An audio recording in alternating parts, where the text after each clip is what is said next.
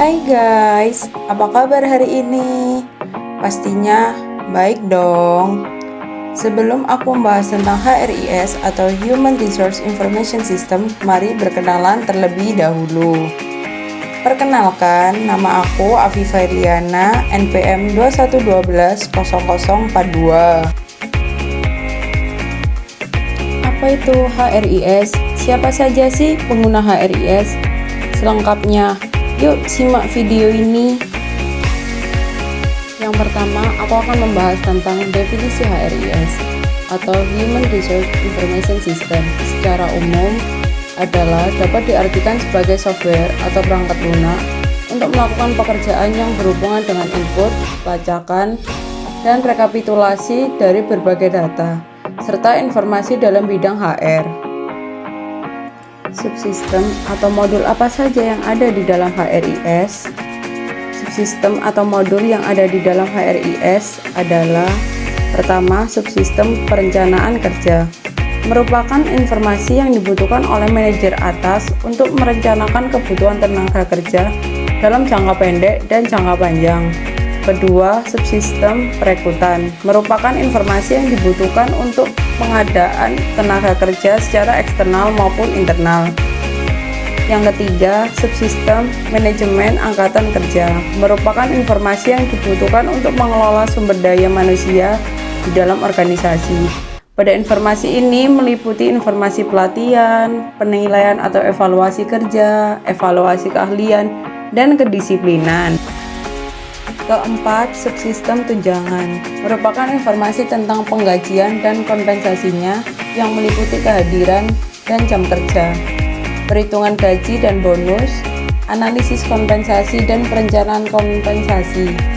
Kelima, subsistem benefit, meliputi benefit yang diterima oleh karyawan. Benefit memiliki tambahan yang diterima karyawan seperti dana pensiun. Keenam, subsistem pelapor lingkungan, merupakan informasi yang berhubungan dengan keluhan-keluhan, kecelakaan selama kerja, kesehatan karyawan, dan lingkungan kerjanya.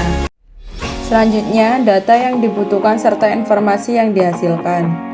Pemerintah menyediakan data dan informasi yang membantu perusahaan mengikuti berbagai peraturan ketenagakerjaan. Pemasok mencakup perusahaan seperti perusahaan asuransi yang memberikan tunjangan pegawai dan lembaga penempatan lulusan universitas, serta agen tenaga kerja yang berfungsi sebagai sumber pegawai baru. Serikat pekerja memberikan data dan informasi yang digunakan dalam mengatur kontrak kerja antara serikat pekerja dan perusahaan. Masyarakat global menyediakan informasi yang menjelaskan sumber daya lokal seperti perumahan, pendidikan, dan rekreasi. Siapa saja sih pengguna HRIS dalam perusahaan? Pengguna HRIS dalam perusahaan antara lain: pertama, HRD atau Human Resource Department, bertanggung jawab terhadap pengelolaan sumber daya manusia dalam sebuah organisasi. Kedua, semua karyawan HRIS.